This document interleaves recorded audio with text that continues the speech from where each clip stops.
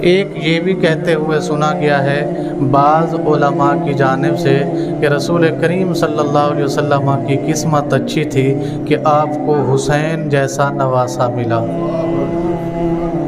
یہ باتیں کسی حد تک بندے کو لگتی ہیں کہ یار بات تو ٹھیک ہے، لیکن ہمارا موقف یہ نہیں ہے۔ ہمارا موقف یہ ہے کہ حضرت عمر کی قسمت اچھی تھی کہ سرکار جیسے آقا ملے۔ میرا موقف یہ ہے کہ حضرت امام حسین کی قسمت اچھی تھی کہ نبی کریم جیسا نانا میسر آیا۔ جی اس میں اور اس میں کیا فرق ہے؟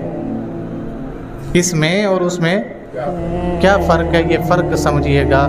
ہمارے نزدیک ہمارا یہ عقیدہ ہے، میں جو بیان کرنے لگا ہوں، کسی سے بھی محبت سرکار کی وجہ سے ہے۔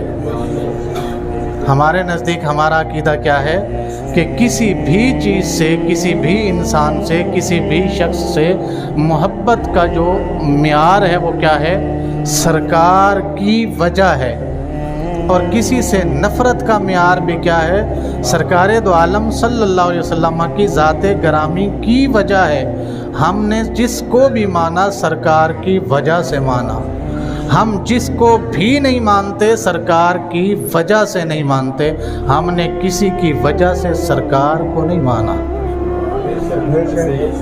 آپ کو بات سمجھ آئی؟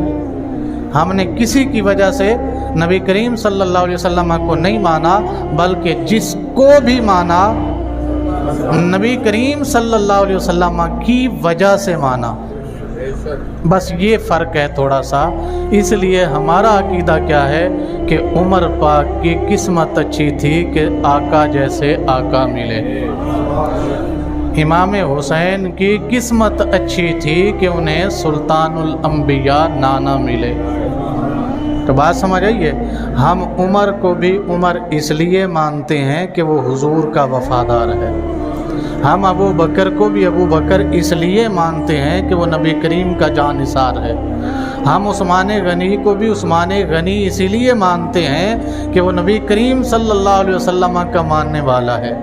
ہم حضرت علی مرتضیٰ کو بھی شیر خدا اسی لیے مانتے ہیں کیونکہ سرکار کا غلام ہے۔